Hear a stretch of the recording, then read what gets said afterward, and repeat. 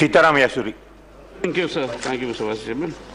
Sir, I rise with a sense of despair and with a sense of anguish is not, it's a mild term, sir, but something more than that, very troubled. In a troubled state of mind, because, sir, I personally happen to be a victim of such a demand for a separate Telangana way back in 1969. I had to move out of Andhra Pradesh and come here, sir, and lose 2 years in my academic life as a result of the disruption that happened there at that point of time. And 40 years ago, what happened? Now, 44 years ago, the same thing is repeating itself. The Congress party, right from the time of the linguistic reorganization of the states, was always prevaricating whether Telangana should be a separate state or not. After 300 people died out of police firing in the 60s, when I was a student there, later, finally, they came to a conclusion that the state should not be divided. And by that, they said the way in which the issues of development of backward regions will be addressed is by bringing a constitutional amendment which says that, which was enshrined in Article 371D. After 69, huge agitations took place in the other part of Andhra, which was the Jaya Andhra agitation. Many lives were lost there. And after that, in 1973, the then Prime Minister, Mrs. Indira Gandhi, initiated this discussion, and Article 371D was added to the Indian Constitution as a solution for this backwardness, to solve the backwardness problem, and so that the demand for a separation will not arise again. I read out from the provision of that act, of that amendment, Article 371D. Sir. It says special provisions with respect to the state of Andhra Pradesh. This section, amongst others, provided that the President of India, quotes, may by order provide for equitable opportunities and facilities for the people belonging to different parts of the state in the matter of public employment and in the matter of education, and different provisions may be made for various parts of the state, unquote.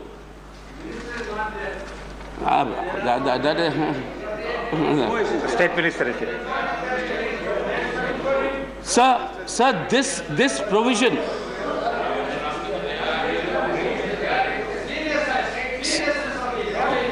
sir, Please don't disturb.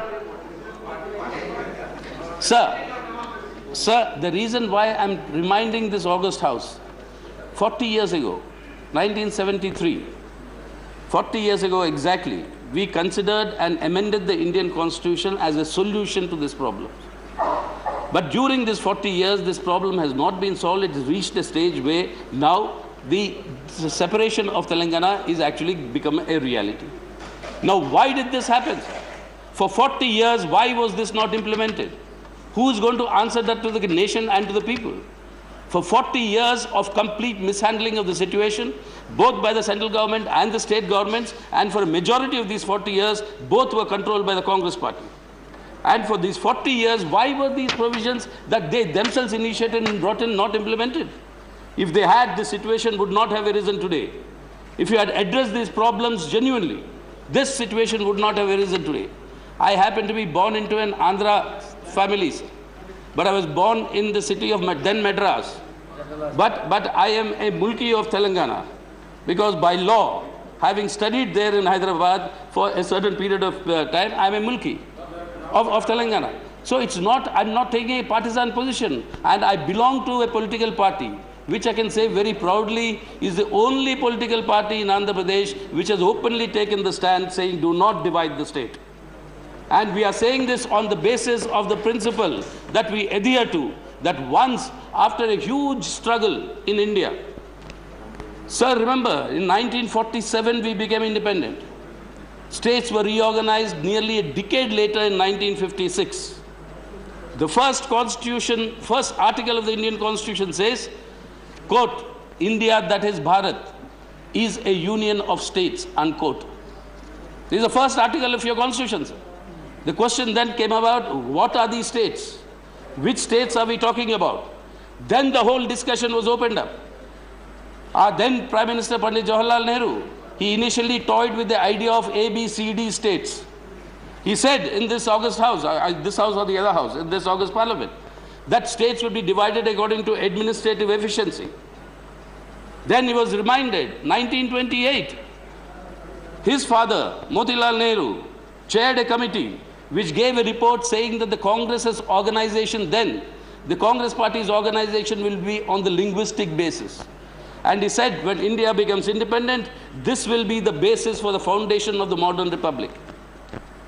Now, the question of linguistic reorganization of states was an idea that was part and parcel of our freedom struggles.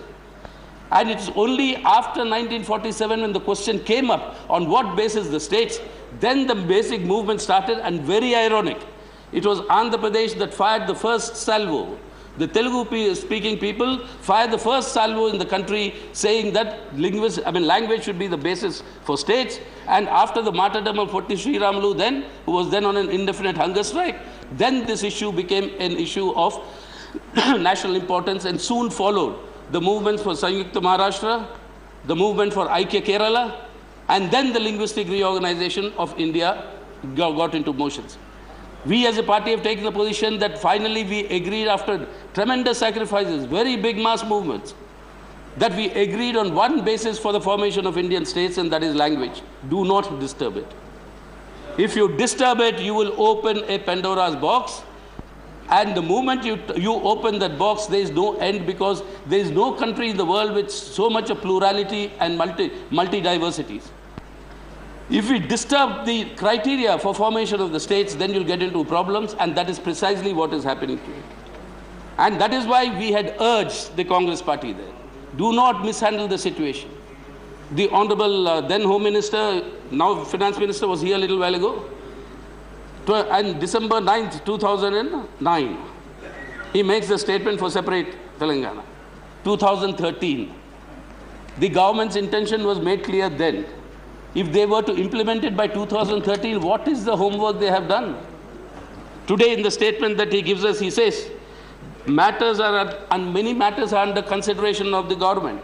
I'm reading from the statement of the Honorable Finance Minister. He says the Ministry of Home Affairs will bring a comprehensive note. When, sir? 4 years ago, he made the announcement himself. Till now, there is no note, comprehensive or non-comprehensive.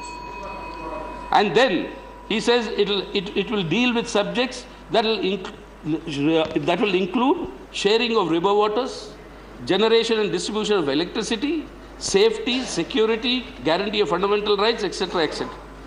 Once the cabinet takes these decisions on these matters, there will be an opportunity in the House for a structured discussion. Please conclude. Yeah, no, sir, this is important. There's something connected emotionally with me also. I had to relocate because of Telangana. So I know. Be short because time is over. I'll try to speech, sir.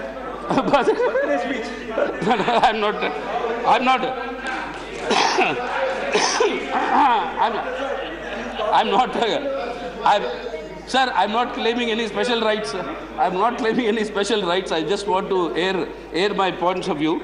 Sir, here, therefore, what my point is, sir, 2009 December, you make the announcement. If you are going to actually implement it, you should have done your homework and thought about all these things. You have not done it. And now the timing, that is why timing becomes suspicious. The timing is what, sir? What is the reality, Indian political reality? Neither the UPA 1 government nor the UPA 2 government would have been possible but for the large number of seats that the Congress party get elected from Andhra Pradesh. 37, 33. Without that numbers, these two governments would have been impossible to form, whether our outside support or no outside support in the first place. But now, with the situation in Andhra Pradesh, where there is going to be a complete possible wipeout, in order to cut the losses, you have taken such a decision which is playing havoc with the people of our country and havoc with the people of the state. So that political opportunism, that is very evident. Huh? Whatever PI support was, my dear, the point is that support base, we'll test it on the field. That will test it on the field, not here. Here you take a principal position. What is your principal position? You are today now implementing what you say your then Home Minister announced in December 2009. These 4 years you have done nothing. The Chief Minister today gives a statement in Andhra Pradesh where he is baffled at the decision. The Deputy Chief Minister is contesting the Chief Minister himself, saying the captain of a ship cannot speak in such confused voices. This is what the Deputy CM says. The ministers are not able to come and attend office. The MLAs are going into hiding. The people are totally confused of what is happening there. So what is the situation they are degenerating into, sir? So that is why, if this is what the government had to do, if this is the statement of the Union Finance Minister that we are discussing today, if this is what the government had to do, why did it take the decision to announce it? Do all this and then announce. Why did you make an announcement earlier? And that is the political opportunism of the Congress party, and that is the way in which they have mishandled the situation. Now, I have, sir, lost 2 years of my educated life in 40 years ago.